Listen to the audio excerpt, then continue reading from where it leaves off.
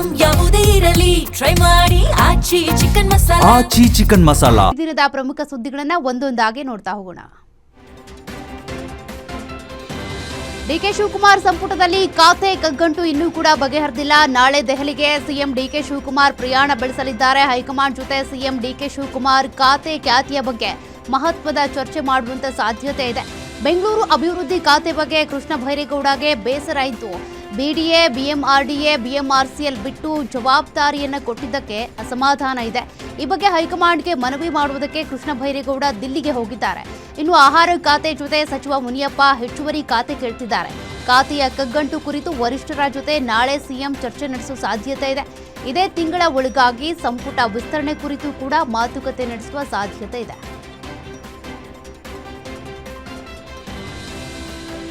ಸಚಿವ ಸ್ಥಾನದ 2ನೇ ಪಟ್ಟಿಗೆ ಬೇಡಿಕೆ ಇದ್ದೇ ಇರುತ್ತದೆ. ಸಚಿವ ಸ್ಥಾನ ಮುಂದುವರಿಕೆ ಬಗ್ಗೆ ಹೈಕಮಾಂಡ್ ತೀರ್ಮಾನ ಮಾಡಲಿದೆ ಅಂತ ಮಾಜಿ ಸಚಿವ ಮಧು ಬಂಗಾರಪ್ಪ ಶಿವಮೊಗ್ಗದಲ್ಲಿ ಪ್ರತಿಕ್ರಿಯೆ ಕೊಟ್ಟಿದ್ದಾರೆ. ಹೈಕಮಾಂಡ್ ತೀರ್ಮಾನಕ್ಕೆ ನಾವೆಲ್ಲರೂ ಬದ್ಧರಾಗಿದ್ದೇವೆ. ರಾಜ್ಯಸಭೆ ಮತ್ತು ಎಂಎಲ್ಸಿ ಚುನಾವಣೆ ಬಳಿಕ ಹೈಕಮಾಂಡ್ ಈ ಬಗ್ಗೆ ತೀರ್ಮಾನ ಮಾಡಲಿದೆ ಎಂದರು. ಇನ್ನು ಸಿಎಂ ಬಳಿಯೇ ಶಿಕ್ಷಣ ಖಾತೆ ಇದೆ.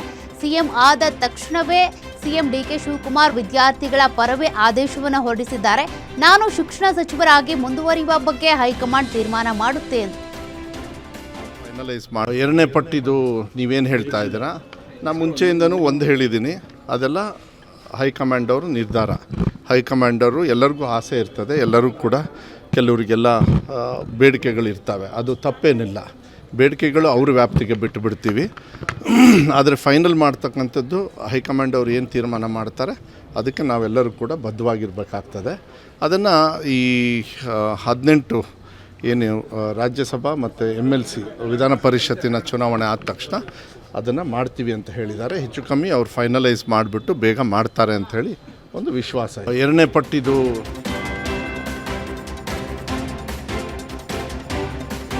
ಎಐಸಿಸಿ ಕಾರ್ಯದರ್ಶಿ ಸೂರಜ್ ಹೆಗ್ಡೆ ನಿಧನ ಹಿನ್ನೆಲೆ ಬೆಂಗಳೂರಿಗೆ ಆಗಮಿಸಿದ ರಾಹುಲ್ ಗಾಂಧಿ ಅಂತಿಮ ನಮನ ಸಲ್ಲಿಸಿದ್ರು. ಸೂರಜ್ ಕುಟುಂಬಸ್ಥರಿಗೆ ರಾಹುಲ್ ಗಾಂಧಿ ಸಾಂತ್ವನ ಹೇಳಿದರು. ರಾಹುಲ್ ಗಾಂಧಿಗೆ CM DK Shivakumar, DCM Parameshwar, ಮಾಜಿ ಸಿಎಂ ಸಿದ್ದರಾಮಯ್ಯ, ಬೈರತಿ ಸುರೇಶ್ ಸಾಥ್ ಕೊಟ್ಟರು.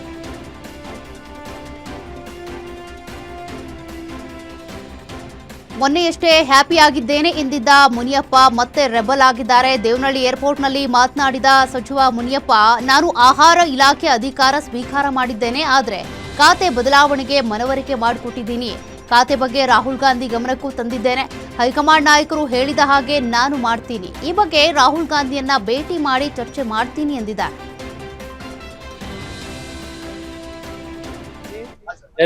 ಮೀಟಿಂಗ್ ಮಾಡಿದ್ದೀನಿ, ನಿನ್ನೆನೇ ಅಧಿಕಾರ ಸ್ವೀಕಾರ ಮಾಡಿದ್ದೀನಿ. ಕೆಲಸ ಶುರುವಾಗಿದೆ. ಆಹಾರ ಖಾತೆ ತಮ್ಗೆ ಇಷ್ಟ ಆಗಿದೆ ಸರ್, ಈಗ ಕಂಟಿನ್ಯೂ ಮಾಡೋದಕ್ಕೆ ಹೈಕಮಾಂಡ್ ಹೇಳಿದ್ದೆ ಮಾಡ್ತಾ ಇರ್ತೀನಿ. ಮುಂದೆ ಅವರು ಏನ್ ಮಾಡ್ತಾರೋ ಅದಕ್ಕೆ ನಾನು ಅಪೀಲ್ ಮಾಡಿದ್ದೀನಿ.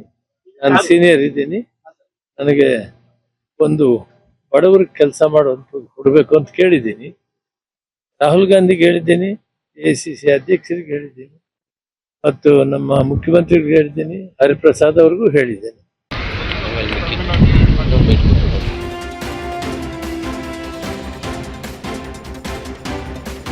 ದೇವೇಗೌಡರಿಗೆ ರಾಜ್ಯಸಭಾ ಟಿಕೆಟ್ ಕೈತಪ್ಪಿದ್ದಕ್ಕೆ ಜೆಡಿಎಸ್ನಲ್ಲಿ ಅಸಮಾಧಾನ ಶುರುವಾಗಿದೆ. ಹೈಕಮಾಂಡ್ ಮೇಲೆ ವಿಶ್ವಾಸ ಇಟ್ಟಿದ್ದ HDK ಹೈಕಮಾಂಡ್ ನಾಯಕರ ತೀರ್ಮಾನಕ್ಕೆ ಬದ್ಧ ಎಂದಿದ್ರು.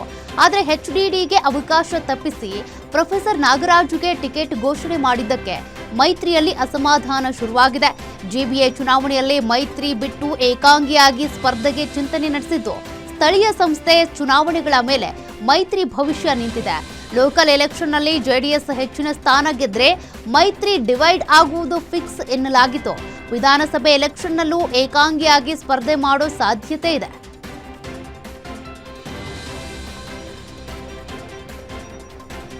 ಮಂಡ್ಯದ ತಗ್ಗಹಳ್ಳಿ ಗ್ರಾಮಕ್ಕೆ ಕೇಂದ್ರ ಸಚಿವ HD ಕುಮಾರಸ್ವಾಮಿ ಭೇಟಿ ನೀಡಿದ್ರು. ಗ್ರಾಮದಲ್ಲಿ ಹೊಸದಾಗಿ ನಿರ್ಮಾಣವಾಗಿರುವ ಸರ್ಕಾರಿ ಶಾಲೆಯ ನೂತನ ಕಟ್ಟಡ ಉದ್ಘಾಟನೆ ಮಾಡಿದ್ರು. HD ಕುಮಾರಸ್ವಾಮಿಗೆ ಜೆಡಿಎಸ್ ನಾಯಕರು ಸಾಥ್ ಕೊಟ್ಟಿದ್ದಾರೆ. ತಗ್ಗಹಳ್ಳಿ ಬಳಿಕ ಚೀರನಹಳ್ಳಿ, ಕೀಲಾರ, ನಾಗಮಂಗಲಕ್ಕೆ HD ಕುಮಾರಸ್ವಾಮಿ ಭೇಟಿ ನೀಡಿದರು.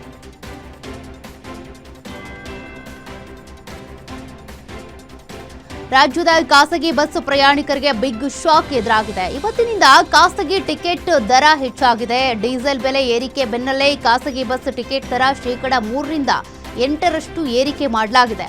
ಡೇ ಸರ್ವಿಸ್ ಬಸ್ಗಳ ದರ ಏರಿಕೆ ಮಾಡುವುದಕ್ಕೆ ನಿರ್ಧಾರ ಮಾಡಲಾಗಿದ್ದು ಖಾಸಗಿ ಬಸ್ ಮಾಲೀಕರ ಸಂಘಗಳ ಅಧ್ಯಕ್ಷರಿಂದ ಸೂಚನೆ ನೀಡಲಾಗಿದೆ. ವಾಹನದ ಬಿಡಿ ಭಾಗಗಳ ದರ ಹಾಗೂ ಟೋಲ್ ದರ ಏರಿಕೆಯಾಗಿದ್ದು ಶಾಲಾ ವಿದ್ಯಾರ್ಥಿಗಳಿಗೆ ಸಿಗ್ತಾ ಇದ್ದಂತ ರಿಯಾಯಿತಿ ಮುಂದುವರಿಕೆಯಾಗಿದೆ.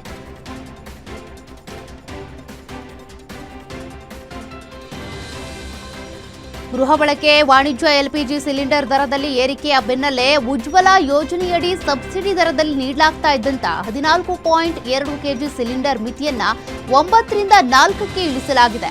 ಉಜ್ವಲ ಫಲಾನುಭವಿಗಳು ವಾರ್ಷಿಕ 4 ಸಿಲಿಂಡರ್ ಬಳಸ್ತಿರೋ ಹಿನ್ನೆಲೆ ಅಷ್ಟೇ ಸಿಲಿಂಡರ್ಗಳಿಗೆ ಸಬ್ಸಿಡಿ ನೀಡಲಾಗುವುದು. ಒಂದು ಸಿಲಿಂಡರ್ ಪೂರೈಸುವುದಕ್ಕೆ ಸರ್ಕಾರಕ್ಕೆ 1,600 ರೂಪಾಯಿ ವೆಚ್ಚವಾಗ್ತಾ ಇದ್ದು ಸಬ್ಸಿಡಿ ದರದಲ್ಲಿ ಅದನ್ನ ಪಡೆದವರಿಗೆ 1,000 ರೂಪಾಯಿ ಲಾಭ ಆಗ್ತಿದೆ ಅಂತ ಕೇಂದ್ರ ಸರ್ಕಾರ ಮಾಹಿತಿ ನೀಡಿದೆ. ಪ್ರಸ್ತುತ ಬೆಂಗಳೂರಿನಲ್ಲಿ 944 ರೂಪಾಯಿ ಬೆಲೆಯ ಸಿಲಿಂಡರ್ ಸಬ್ಸಿಡಿಯಡಿ 644.50 ರೂಪಾಯಿಗೆ ಸಿಗ್ತಿದೆ.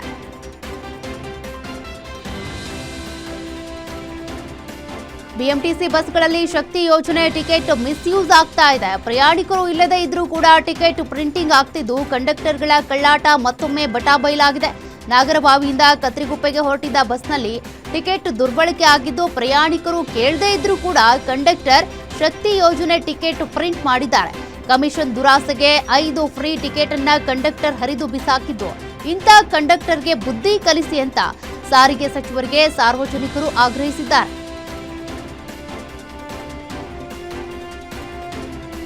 ಬಿಟ್ಕಾಯಿನ್ ಕೇಸ್ನಲ್ಲಿ ನಲಪಾಡ್ಗೆ ಸಂಕಷ್ಟ ಎದುರಾಗಿದೆ. ಬಿಟ್ಕಾಯಿನ್ ಕೇಸ್ ಸಂಬಂಧ ಮೊಹಮ್ಮದ್ ನಲಪಾಡ್, ಶ್ರೀಕಿ, ರಾಬಿನ್ ಖಂಡೇವಾಲಾ ವಿರುದ್ಧ ಎಸ್ಐಟಿ ಚಾರ್ಜ್ ಶೀಟ್ ಅನ್ನು ಸಲ್ಲಿಕೆ ಮಾಡಿದೆ. ಚಾರ್ಜ್ ಶೀಟ್ನಲ್ಲಿ ನಲಪಾಡ್ಗೆ ಹಣ ಸಂದಾಯದ ಬಗ್ಗೆ ಉಲ್ಲೇಖ ಆಗಿದೆ.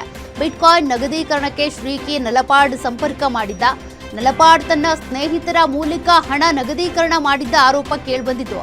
ಈ ವಿಚಾರವನ್ನ ಚಾರ್ಜ್ ಶೀಟ್ನಲ್ಲಿ ಉಲ್ಲೇಖಿಸಿರುವಂತಹ ಮಾಹಿತಿ ಲಭ್ಯವಾಗಿದೆ. ಇದೇ ವಿಚಾರಕ್ಕೆ ಇಡಿಯಿಂದ ನಲಪಾಡ್ಗೆ ಸಮನ್ಸ್ ಜಾರಿಯಾಗಿದೆ. ಮುಂದಿನ 5 ದಿನ ರಾಜ್ಯದಾದ್ಯಂತ ಭಾರೀ ಮಳೆಯಾಗಲಿದೆ ಅಂತ ಹವಾಮಾನ ಇಲಾಖೆ ಎಚ್ಚರಿಕೆ ನೀಡಿದೆ. ಕರಾವಳಿ ಜಿಲ್ಲೆಗಳಲ್ಲಿ ವ್ಯಾಪಕವಾದ ಮಳೆಯಾಗಿದೆ. ಉತ್ತರ ಹಾಗೂ ದಕ್ಷಿಣ ಒಳನಾಡಿನ ಕೆಲವೆಡೆ ಸಾಧಾರಣ ಮಳೆಯಾಗಿದೆ. ಉತ್ತರ ಕನ್ನಡ ಜಿಲ್ಲೆಯಲ್ಲಿ ಭಾರೀ ಮಳೆಯಾಗಿದ್ದು ಇನ್ನು ಕರಾವಳಿ ಜಿಲ್ಲೆಗಳಲ್ಲಿ ನಾಳೆಯಿಂದ 5 ದಿನಗಳ ಕಾಲ ಭಾರೀ ಮಳೆಯಾಗಲಿದ್ದು ಉಡುಪಿ, ಉತ್ತರ ಕನ್ನಡ ಜಿಲ್ಲೆಯಲ್ಲಿ ಭಾರೀ ಮಳೆಯ ಮುನ್ಸೂಚನೆ ಸಿಕ್ಕಿದೆ. ಇನ್ನು ಬೆಳಗಾವಿ, ಧಾರವಾಡ, ಹಾವೇರಿ, ಬೀದರ್, ಕಲಬುರಗಿ, ಯಾದಗಿರಿ, ಶಿವಮೊಗ್ಗ, ಚಿಕ್ಕಮಗಳೂರು, ಹಾಸನ ಸೇರಿದಂತೆ ಹಲವು ಜಿಲ್ಲೆಗಳಲ್ಲಿ ಯೆಲ್ಲೋ ಅಲರ್ಟ್ ಘೋಷಿಸಲಾಗಿದೆ. ಬೆಂಗಳೂರಿನಲ್ಲೂ 3 ದಿನ ಸಾಧಾರಣ ಮಳೆಯಾಗುವ ಸಾಧ್ಯತೆ ಇದೆ ಅಂತ ರಾಜ್ಯ ಹವಾಮಾನ ಇಲಾಖೆ ಮಾಹಿತಿ ಕೊಟ್ಟಿದೆ. ರಾಜ್ಯಾದ್ಯಂತ ಮುಂಗಾರು ಮಳೆ ಅಬ್ಬರಿಸ್ತಾ ಇದ್ದು ವರುಣನ ಅಬ್ಬರಕ್ಕೆ ಹಾವೇರಿ ಜಿಲ್ಲೆ ತತ್ತರಿಸಿ ಹೋಗಿದೆ. ಭಾರೀ ಮಳೆಗೆ ಹಲವು ಗ್ರಾಮಗಳು ಜಲಾವೃತವಾಗಿದ್ದು ಕನವಳ್ಳಿ ಗ್ರಾಮಕ್ಕೆ ನೀರು ನುಗ್ಗಿ ರಸ್ತೆಗಳು ನದಿಯಂತಾಗ್ಬಿಟ್ಟಿವೆ. ಭಾರೀ ನೀರು ನುಗ್ಗಿದ್ರಿಂದ ಸಂಚಾರ ಬಂದ್ ಆಗಿದ್ದು ಜನಜೀವನ ಅಸ್ತವ್ಯಸ್ತಗೊಂಡಿದೆ.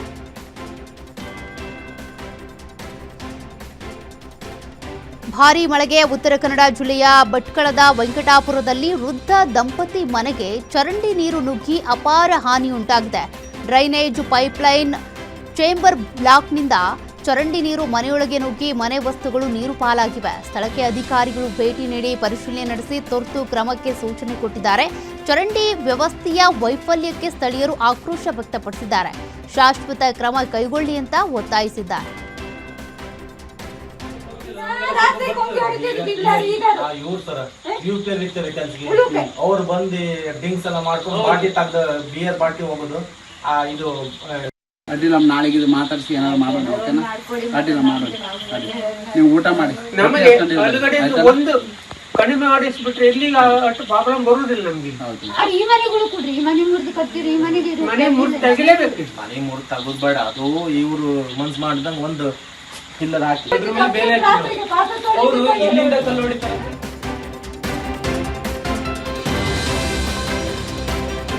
ಇತ್ತ ಶಿವಮೊಗ್ಗ ಜಿಲ್ಲೆಯಾದ್ಯಂತ ಕೂಡ ಭಾರೀ ಮಳೆಯಾಗಿದ್ದು ಹವಾಮಾನ ಇಲಾಖೆ 2 ದಿನ ರೆಡ್ ಅಲರ್ಟ್ ಅನ್ನು ಘೋಷಣೆ ಮಾಡಿದೆ. ದಿನದಿಂದ ದಿನಕ್ಕೆ ಮಳೆ ಹೆಚ್ಚಾಗ್ತಾ ಇದೆ. ಸದ್ಯ ಜುಟಿ ಮಳೆಗೆ ಶಿವಮೊಗ್ಗ ಈಗ ತಂಪು ಕೂಲ್ ಆಗ್ಬಿಟ್ಟಿದೆ.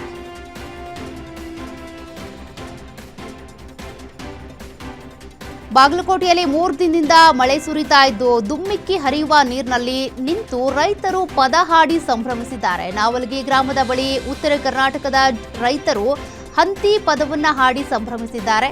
ಮುಂಗಾರು ಬಿತ್ತನೆಗೆ ತಯಾರಿಗೆ ಸಂಬಂಧಿಸಿದ ಹಾಡನ್ನ ಹಾಡಿ ಸಂಭ್ರಮಿಸಿದ್ದಾರೆ.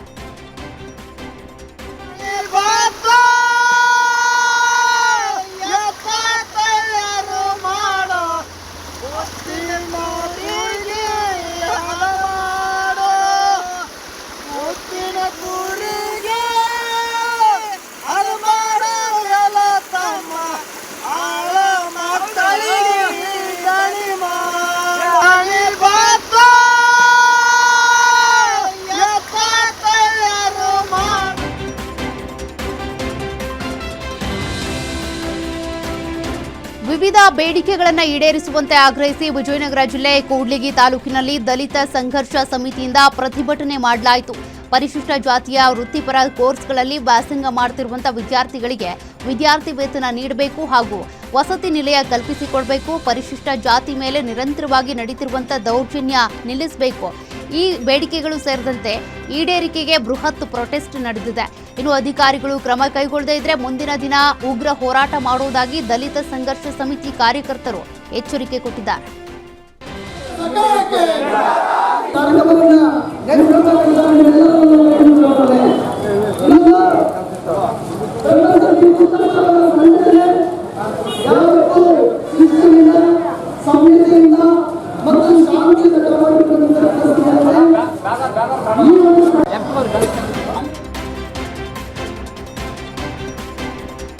ಮಾಜಿ ಸಚಿವ ಎಚ್ ಆಂಜನೇಯಗೆ ಮಂತ್ರಿ ಸ್ಥಾನ ನೀಡುವಂತೆ ಆಗ್ರಹಿಸಿ ಚಿತ್ರದುರ್ಗದಲ್ಲಿ ಅಭಿಮಾನಿಯೊಬ್ಬ ರಕ್ತದಲ್ಲಿ ಪತ್ರ ಬರೆದಿದ್ದಾನೆ. ಇನ್ನು ಎಚ್ ಆಂಜನೇಯ ಅವರಿಗೆ ಮಂತ್ರಿ ಸ್ಥಾನ ನೀಡುವಂತೆ ಪತ್ರಕರ್ತರ ಭವನದಲ್ಲಿ ಬೆಂಬಲಿಗರು ಸುದ್ದಿಗೋಷ್ಠಿ ಕರೆದು ಮಾತನಾಡಿದರು. ಮಾದಿಗ ಸಮುದಾಯದ ಏಕೈಕ ನಾಯಕ ಎಚ್ ಆಂಜನೇಯ ಅವರಿಗೆ ವಿಧಾನ ಪರಿಷತ್ ಸ್ಥಾನವನ್ನು ನೀಡಬೇಕು, ಇಲ್ಲ ಅಂದ್ರೆ ಮುಂದಿನ ದಿನ ಕಾಂಗ್ರೆಸ್ಗೆ ತಕ್ಕ ಪಾಠ ಕಲಿಸ್ತೀವಿ ಅಂತ ಎಚ್ಚರಿಕೆ ಕೊಟ್ಟಿದ್ದಾರೆ. ಮುಂದಿನ 22 ಚುನಾವಣೆಯಲ್ಲಿ ಮಾದಿಗರೆಲ್ಲ ಕೈ ಕೊಡ್ತಾರೆ, ಅವ್ರಿಗೆ ಇಷ್ಟ ಬಂದ ಪಕ್ಷಕ್ಕೂ ಸೇರ್ಕೊಂತಾರೆ. ಈಗ ಆಲ್ರೆಡಿ ಮೊನ್ನೆ ಚುನಾವಣೆ ನೋಡಿರಿ, ದಾವಣಗೆರೆ ಇದರಲ್ಲಿ ಚುನಾವಣೆ ಅಂತೇಳಿ ಯಾವ್ದೊಂದು ಮೀಸಲಾತಿ ಇದಕ್ಕೋಸ್ಕರ 130-140 ವರ್ಷದಿಂದ ನಾವು ಕಾಂಗ್ರೆಸ್ನ ಜೊತೆಗಿದೀವಿ. ನಾವು ಇನ್ನ ಎಷ್ಟು ವರ್ಷದಿಂದ ಕಾಂಗ್ರೆಸ್ನ ಜೊತೆಗೆ ಇರ್ಬೇಕು. ನಮ್ಗೇನ್ 3 ಮಂತ್ರಿ ಸ್ಥಾನ ಕೊಡ್ಬೇಕು ಅಂತ ಏನ್ ನಮ್ ಕೋಟ ಇದೆಯೋ ಆ 3 ಕೋಟದಲ್ಲಿ ಆಂಜನೇಯ ಸಾಹೇಬ್ರಿಗೆ ಒಂದು MLC ಮಾಡ್ಕೊಂಡು ಕೊಡ್ಬೇಕು. ಯಾಕಂದ್ರೆ ಮುಂದಿನ ಚುನಾವಣೆ ಬೇಕು ಅಂದ್ರೆ ಆಂಜನೇಯ ಬೇಕು, ಮಾದಿಗ ಸಮಾಜದ ಓಟ್ ಬೇಕು ಅಂದ್ರೆ ಬರೇ ಹೊಳಲ್ಕೆರೆ ಕ್ಷೇತ್ರಕ್ಕೆ ಮಾತ್ರ ಆಂಜನೇಯ ಅಲ್ಲ, ಇಡೀ ರಾಜ್ಯಕ್ಕೆ ಆಂಜನೇಯ. ಇದು ನನ್ ಪಟ್ಟ ಆಂಜನೇಯನ ಅಭಿಮಾನ ಹೆಂಗಿದ್ರೆ ಬೇಕಾದ್ರೆ ಪ್ರಾಣ ಕೊಡುತ್ತದೆ. ಈ ರಕ್ತದಲ್ಲಿ ಬರೆದಿದೆ, ಅತಿ ಮನಸ್ಸಿ ನೋವಾಯ್ತು ಅಂದ್ರೆ ಪ್ರಾಣ ತಗೊಂಡ.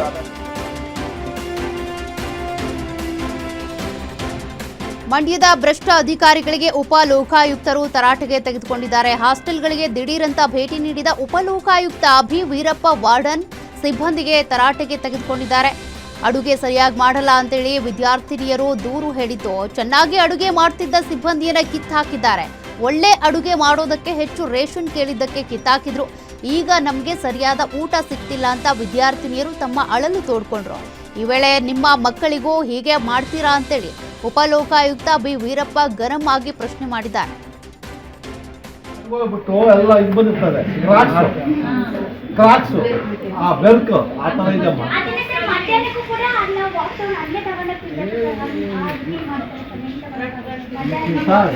ಇದೆಲ್ಲ ಪನಿಷ್ಮೆಂಟ್ ನಿಮ್ಗೆ ಆಗಲ್ವಾ?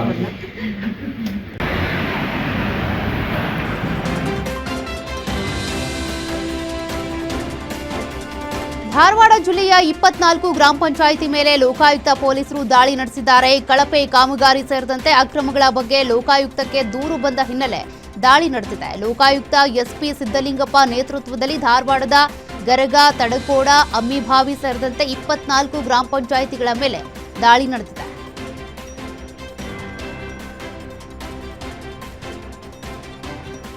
ಮಂಗಳೂರಿನ ಪ್ರಸಿದ್ಧ ಉದ್ಯಮಿಗೆ ಕಾಂಗ್ರೆಸ್ ಮುಖಂಡನಿಂದ ಹನಿ ಟ್ರ್ಯಾಪ್ ನಡೆದಿದೆ. ಮಂಗಳೂರಿನ ಪ್ರಸಿದ್ಧ ಉದ್ಯಮಿಗೆ ಅಶ್ಲೀಲ ವಿಡಿಯೋ ಬಳಸಿ ಕೈ ಮುಖಂಡ 2,77,00,000 ದೋಚಿದ್ದಾನೆ. ಮಂಗಳೂರು ಯುವ ಕಾಂಗ್ರೆಸ್ ಪ್ರಧಾನ ಕಾರ್ಯದರ್ಶಿ ವಿರುದ್ಧ ಈಗ ದೂರು ದಾಖಲಾಗಿದೆ. ನಿಜಾಮ್ ಮತ್ತು ಜಿತೇಶ್ ಎಂಬುವರಿಂದ ಹನಿ ಟ್ರ್ಯಾಪ್ ನಡೆದಿದ್ದು 2024ರಲ್ಲೇ ಪ್ರಸಿದ್ಧ ಉದ್ಯಮಿಗೆ ಜಿತೇಶ್ ಹನಿ ಟ್ರ್ಯಾಪ್ ಕೆಡ್ಡ ತೋಡಿದ್ದ. ಉದ್ಯಮಿಯ ಫೋಟೋ ವಿಡಿಯೋ ಇಟ್ಕೊಂಡು ಬೆದರಿಸಿ 35 ಲಕ್ಷ ಹಣಕ್ಕೆ ಡಿಮ್ಯಾಂಡ್ ಮಾಡಿದ್ದ. ಮರ್ಯಾದೆಗೆ ಹೆದರಿ ಚೆಕ್ ಮೂಲಕ ಜಿತೇಶ್ಗೆ ಉದ್ಯಮಿ ಹಣ ಕೊಟ್ಟಿದ್ದ.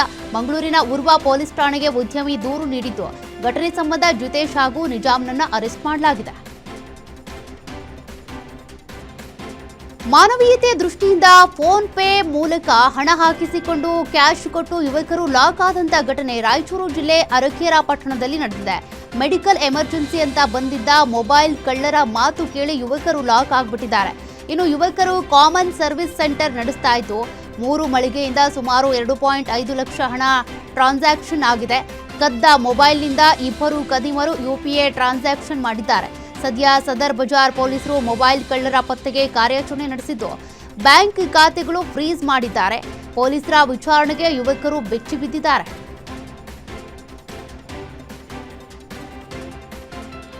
ಕಲಬುರಗಿ ಏರ್ಪೋರ್ಟ್ನಲ್ಲಿ ಮತ್ತೆ ಲೋಹದ ಹಕ್ಕಿಗಳ ಹಾರಾಟ ಶುರುವಾಗಿದೆ. ನಾಳೆಯಿಂದ ಕಲಬುರಗಿ ಬೆಂಗಳೂರಿಗೆ ವಿಮಾನ ಪುನರ್ ಆರಂಭವಾಗಿತ್ತು. ವಾರದ 7 ದಿನ ವಿಮಾನಯಾನ ಸೇವೆ ಇರಲಿದೆ. 8 ತಿಂಗಳಿಂದ ಕಲಬುರಗಿ ಟು ಬೆಂಗಳೂರು ನಡುವಿನ ವಿಮಾನಯಾನ ಸ್ಥಗಿತಗೊಂಡಿತ್ತು. ರಾಜ್ಯ ಸರ್ಕಾರ ಆರ್ಥಿಕ ನೆರವು ನೀಡಿದ ಹಿನ್ನೆಲೆ ಸ್ಟಾರ್ ಏರ್ ಸಂಸ್ಥೆಯಿಂದ ಸೇವೆ ಶುರುವಾಗಿದೆ. 76 ಆಸನಗಳ ಸಾಮರ್ಥ್ಯದ ಎಂಬ್ರಾಯರ್ 175 ಮಾದರಿಯ ವಿಮಾನಯಾನ ಇದಾಗಿದ್ದು, ಬೆಂಗಳೂರಿನಿಂದ ಬೆಳಗ್ಗೆ 6:30ಕ್ಕೆ ವಿಮಾನ ಹೊರಡಲಿದೆ. ಕಲ್ಯಾಣ ಕರ್ನಾಟಕ ಭಾಗದ ಜನರಿಗೆ ಈ ವಾಯುಯಾನ ಸೇವೆ ನಾಳೆಯಿಂದ ಲಭ್ಯವಿರಲಿದೆ.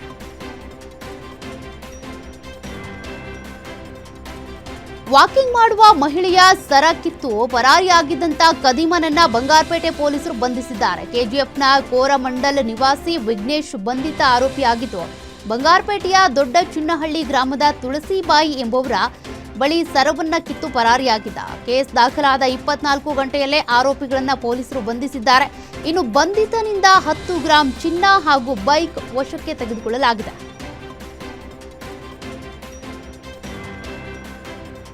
ಬೆಂಗಳೂರಿನ ಆವಲಹಳ್ಳಿಯ ಕಾಡ ಅಗ್ರಹಾರ ಬಳಿ 50 ಡಿಟೋನೇಟರ್ ಕಡ್ಡಿ, 225 ಜಿಲೆಟಿನ್ ಕಡ್ಡಿಗಳು ಪತ್ತೆಯಾಗಿವೆ. ಅಕ್ರಮವಾಗಿ ಕ್ವಾರಿ ನಡೆಸ್ತಾ ಇದ್ದವರ ವಿರುದ್ಧ ಕೇಸ್ ದಾಖಲಿಸಿದ ಪೊಲೀಸರು ಸ್ಫೋಟಕ ವಸ್ತುಗಳನ್ನು ವಶಕ್ಕೆ ಪಡೆದಿದ್ದಾರೆ. ಇನ್ನು ಆರೋಪಿಗಳು ಅನುಮತಿ ಇಲ್ಲದೆ ಕ್ವಾರಿ ನಡೆಸ್ತಾ ಇದ್ದು, ವೆಂಕಟರಾಮ ರೆಡ್ಡಿ ಹಾಗೂ ಆತನ ಕೆಲಸಗಾರರನ್ನ ವಶಕ್ಕೆ ಪಡೆದಿದ್ದಾರೆ. ಇನ್ನು ಬಂಡೆ ಒಡೆಯುವುದಕ್ಕೆ ಜಿಲೆಟಿನ್ ಕಡ್ಡಿಗಳನ್ನು ತರಲಾಗಿದೆ ಅಂತ ಆರೋಪಿಗಳು ಹೇಳ್ತಿದ್ದಾರೆ. ಆವಲಹಳ್ಳಿ ಪೊಲೀಸ್ ಠಾಣೆಯಲ್ಲಿ ಕೇಸ್ ದಾಖಲಾಗಿದೆ.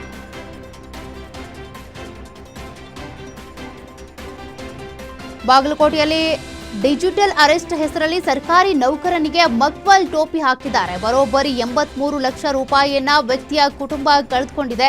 ಚಿನ್ನ, ಬೆಳ್ಳಿ ಜೊತೆಗೆ ನಿವೃತ್ತಿ ಬಳಿಕ ಬರಬೇಕಿದ್ದ ಹಣವನ್ನು ನೌಕರ ಕಳೆದುಕೊಂಡಿದ್ದು, ಇನ್ನು 3 ತಿಂಗಳಲ್ಲಿ ನಿವೃತ್ತಿ ಹೊಂದಲಿರುವ ನೌಕರನಿಗೆ ಮಹಾ ಮೋಸ ಆಗಿದೆ. ಫೆಬ್ರವರಿ 22ರಿಂದ ಏಪ್ರಿಲ್ 13ರವರೆಗೆ ಹಂತ ಹಂತವಾಗಿ ಹಣ ವರ್ಗಾವಣೆ ಮಾಡಿದ್ದು, ಕ್ರಿಪ್ಟೋ ಕರೆನ್ಸಿ ಮೂಲಕ ವಂಚಕರು 38 ಲಕ್ಷ ಮೌಲ್ಯದ ಹಣ ದೋಚಿದ್ದಾರೆ.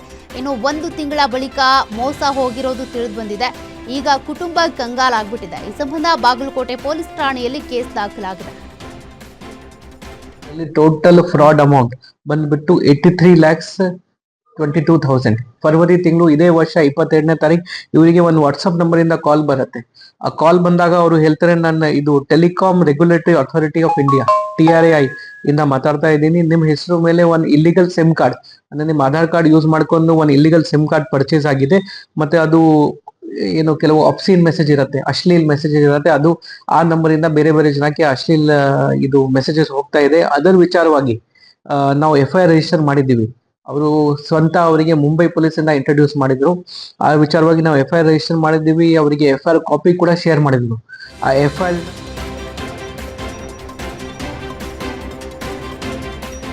ಬೆಂಗಳೂರಿನಲ್ಲಿ ದಿನೇ ದಿನೇ ಮಂಗಳಮುಖಿಯರ ಅಟ್ಟಹಾಸ ಹೆಚ್ಚಾಗ್ತಾ ಇದೆ. ಕ್ಷುಲ್ಲಕ ಕಾರಣಕ್ಕೆ ಮಂಗಳಮುಖಿಯರ ಗುಂಪಿನ ನಡುವೆ ಗಲಾಟೆ ನಡೆದಿದ್ದು, ಗಲಾಟೆ ಬಗ್ಗೆ ದೂರು ನೀಡಿದ್ರೂ ಕೂಡ ದಾಖಲಿಸಿಕೊಂಡಿಲ್ಲ ಅಂತ ತಡರಾತ್ರಿ ಹೊಸೂರು ರಸ್ತೆ ತಡೆದು ಮಂಗಳಮುಖಿಯರು ಆಕ್ರೋಶ ವ್ಯಕ್ತಪಡಿಸಿದ್ದಾರೆ. ಠಾಣೆಗೆ ದೂರು ನೀಡೋದಕ್ಕೆ ಮುಂದಾದಾಗ 2 ಗುಂಪಿನ ನಡುವೆ ಘರ್ಷಣೆ ಆಗಿದೆ. ಇನ್ನು ಏಕಾಏಕಿ ರಸ್ತೆ ತಡೆದಿದ್ದಕ್ಕೆ ವಾಹನ ಸವಾರರು ಪರದಾಡುವಂತಾಯಿತು. ಗುಂಪನ್ನ ನಿಯಂತ್ರಿಸೋದಕ್ಕೆ ಪೊಲೀಸರು ಹರಸಾಹಸ ಪಟ್ಟಿದ್ದಾರೆ.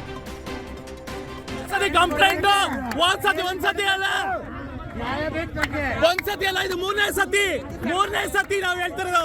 ಮೂರನೇ ಸತಿ ನೀವು ಒಂದೇ ಸತಿ ಇಲ್ಲ, ಎರಡನೇ ಸತಿ, ಇದು ಮೂರನೇ ಸತಿ ಆಗ್ತಿರೋದು.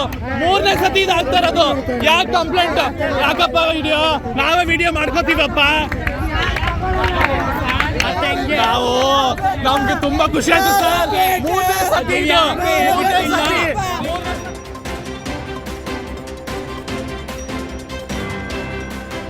ಹಣಕಾಸಿನ ವಿಚಾರಕ್ಕೆ ಎರಡು ಗುಂಪುಗಳ ನಡುವೆ ಮಾರಾಮಾರಿಯಾದಂಥ ಘಟನೆ ಬೆಳಗಾವಿಯ ಗೋಕಾಕ ಪಟ್ಟಣದ ಲಕ್ಷ್ಮೀ ಬಡಾವಣೆಯಲ್ಲಿ ನಡೆದಿದೆ.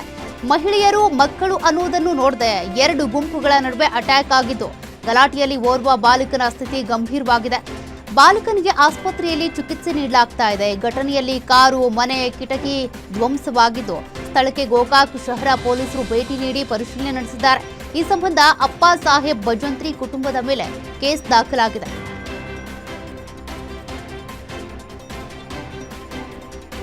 ಬೈಕ್ ಸ್ಪೀಡ್ ಆಗಿ ಓಡಿಸ್ತೀಯಾ ಅಂತ ವ್ಯಕ್ತಿ ಮೇಲೆ ಬಿಜೆಪಿ ಮುಖಂಡ ಸಂತೋಷ್ ಮಾಳೆ ಕಬ್ಬಿಣದ ರಾಡ್ನಿಂದ ಹೊಡೆದು ಹಲ್ಲೆ ಮಾಡಿರುವಂತಹ ಘಟನೆ ಚಿಕ್ಕಮಗಳೂರು ಜಿಲ್ಲೆ ಅಜ್ಜಂಪುರ ಪಟ್ಟಣದಲ್ಲಿ ನಡೆದಿದೆ.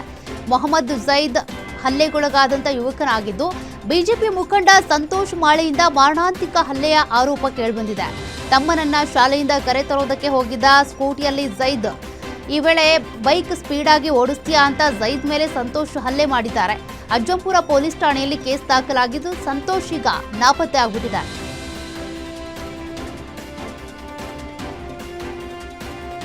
ಮುಖಕ್ಕೆ ಮಾಸ್ಕ್ ಧರಿಸಿ ಪುಡಿ ರೌಡಿಗಳು ಬಾರ್ನಲ್ಲಿ ದಾಂಧಲೆ ಮಾಡಿರುವಂತಹ ಘಟನೆ ಕೋಲಾರ ಜಿಲ್ಲೆ ಮಾಲೂರು ತಾಲೂಕಿನ ತೊರಲಕ್ಕಿ ಗ್ರಾಮದ HK ಬಾರ್ ಅಂಡ್ ರೆಸ್ಟೋರೆಂಟ್ನಲ್ಲಿ ನಡೆದಿದೆ.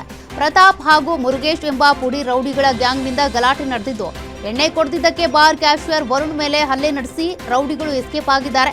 ಸ್ಥಳಕ್ಕೆ ಕೋಲಾರ SP ಕನ್ನಿಕಾ ಸಿಕ್ರಿವಾಲ್ ಭೇಟಿ ನೀಡಿ ಪರಿಶೀಲನೆ ನಡೆಸಿದ್ದಾರೆ. ಮಾಸ್ತಿ ಪೊಲೀಸ್ ಠಾಣೆಯಲ್ಲಿ ಕೇಸ್ ದಾಖಲಾಗಿದೆ.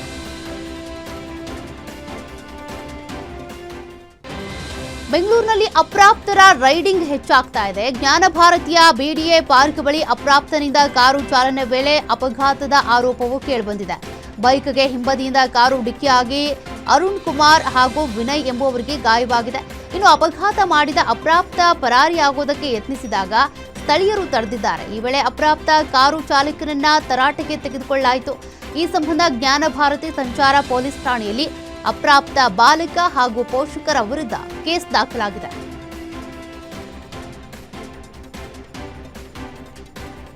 ಭತ್ತದ ಚೀಲಗಳನ್ನು ತುಂಬಿಕೊಂಡು ಹೋಗ್ತಿದ್ದಂತ ಲಾರಿ ಪಲ್ಟಿಯಾದ ಘಟನೆ ದಾವಣಗೆರೆ ತಾಲೂಕಿನ ಹದಡಿ ಗ್ರಾಮದಲ್ಲಿ ನಡೆದಿದೆ. ಬೆಳಲ್ಗೆರೆ ಗ್ರಾಮದಿಂದ ಭತ್ತದ ಚೀಲಗಳನ್ನು ಲೋಡ್ ಮಾಡಿಕೊಂಡು ಹೋಗ್ತಾ ಇದ್ದ ವೇಳೆ ಲಾರಿ ಪಲ್ಟಿಯಾಗಿದೆ. ಈ ವೇಳೆ ರಸ್ತೆ ಬದಿ ಭತ್ತದ ಚೀಲಗಳು ಚಲ್ಲಾಪಿಲ್ಲಿಯಾಗಿ ಬಿದ್ದಿವೆ. ಅದೃಷ್ಟವಶಾತ್ ಯಾವುದೇ ಪ್ರಾಣಹಾನಿ ಸಂಭವಿಸಿಲ್ಲ. ಇನ್ನು ಘಟನಾ ಸ್ಥಳಕ್ಕೆ ಪೊಲೀಸರು ಭೇಟಿ ನೀಡಿ ಪರಿಶೀಲನೆ ನಡೆಸಿದ್ದಾರೆ. ಆಯಕಟ್ಟಿನ ಸ್ಥಳದಲ್ಲಿ ಹಂಪ್ಸ್ ಹಾಕೋದಕ್ಕೆ ಗ್ರಾಮಸ್ಥರು ಒತ್ತಾಯಿಸಿದ್ದಾರೆ. ಕಾಡುಗೋಡಿಯಲ್ಲಿ ತಾಯಿ ಮತ್ತು ಪ್ರಿಯಕರನಿಂದ ಮಗು ಕೊಲೆ ಪ್ರಕರಣಕ್ಕೆ ಸಂಬಂಧಪಟ್ಟಂತೆ ಪಾಪಿ ಪ್ರಿಯಾಂಕಾಳ ಮತ್ತೊಂದು ಕತೆ ಈಗ ಬಯಲಾಗಿದೆ. ಮಗಳು ಕಪ್ಪಗಿದ್ದಾಳೆ ಅಂತ ಪ್ರಿಯಾಂಕಾ ಕೇರ್ಲೆಸ್ ಮಾಡ್ತಾ ಇದ್ಲು. ಪ್ರಾಪರ್ಟಿ ಮಾರಿ ಪ್ರಿಯಾಂಕಾಗೆ 25 ಕೋಟಿ ಹಣ ಬಂದಿತ್ತು. ಕೋಟಿ ಹಣ ಸಿಕ್ಕಿದ ಮೇಲೆ ಪ್ರಿಯಾಂಕಾಳಿಗೆ ಶೋಕಿ ಶುರುವಾಗಿತ್ತು. ಹಳೆ ಬಾಯ್ ಫ್ರೆಂಡ್ ಜೊತೆ ಎಲ್ಲಾ ಕಡೆ ಮೋಜು ಮಸ್ತಿ ಮಾಡ್ತಾ ಇದ್ರು. ಎಲ್ಲದಕ್ಕೂ ಮಗಳು ಅಡ್ಡ ಬರ್ತಾಳೆ ಅಂತ ಕೊಲೆಗೆ ಪ್ಲಾನ್ ಮಾಡಿದ್ರು. ಕೋಲಾರದ ಕಾಫಿ ಡೇ ಬಳಿ ಕಣ್ಣೆದುರೇ ಮಗಳನ್ನ ತಾಯಿ ಕೊಲ್ಲಿಸಿದ್ಲು. ಇದೀಗ ಎಲ್ಲಾ ಸತ್ಯವನ್ನ ಲವರ್ ಬಾಯ್ ಮೋಹನ್ ಬಾಯ್ಬಿಟ್ಟಿದ್ದಾನೆ.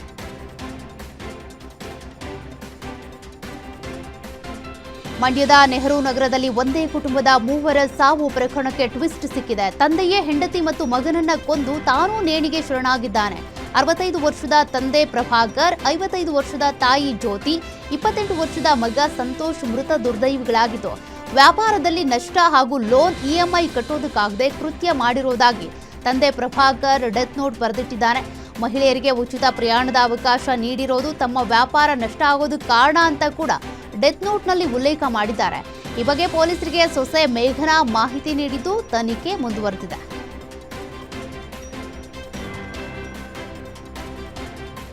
ಮಹಿಳೆ ಮೇಲೆ 10 ಮಂದಿ ದುಷ್ಕರ್ಮಿಗಳು ಸಾಮೂಹಿಕ ಅತ್ಯಾಚಾರ ನಡೆಸಿದಂತಹ ಘಟನೆ ದಾವಣಗೆರೆ ಜಿಲ್ಲೆ ಬಸವಾಪಟ್ಟಣದ ತೋಟವೊಂದರಲ್ಲಿ ನಡೆದಿದೆ. ಸಂತ್ರಸ್ತ ಮಹಿಳೆಯಿಂದ ಬಸವಾಪಟ್ಟಣ ಪೊಲೀಸ್ ಠಾಣೆಯಲ್ಲಿ ಕೇಸ್ ದಾಖಲಾಗಿದೆ. ಇನ್ನು ಆರೋಪಿಗಳು ಅತ್ಯಾಚಾರದ ವಿಡಿಯೋ ಹಾಗೂ ಫೋಟೋಗಳನ್ನು ತೆಗೆದುಕೊಂಡಿದ್ದು, ಪ್ರಕರಣ ಗಂಭೀರವಾಗ್ತಿದ್ದಂತೆ ವಿಡಿಯೋ ಡಿಲೀಟ್ ಮಾಡಿದ್ದಾರೆ. ಇನ್ನು ವೈದ್ಯಕೀಯ ಪರೀಕ್ಷೆಗೆ ಸಂತ್ರಸ್ತೆಯನ್ನ ಒಳಪಡಿಸಿದ್ದು. ಬಸವಾಪಟ್ಟಣ ಪೊಲೀಸ್ ಠಾಣೆಯಲ್ಲಿ ವಿಚಾರಣೆ ನಡೆದಿದೆ. ಸ್ಥಳಕ್ಕೆ ಎಸ್ಪಿ ಶೇಖರ್ ಸೇರಿದಂತೆ ಹಿರಿಯ ಅಧಿಕಾರಿಗಳು ಭೇಟಿ ನೀಡಿ ಪರಿಶೀಲನೆ ನಡೆಸಿದ್ದಾರೆ.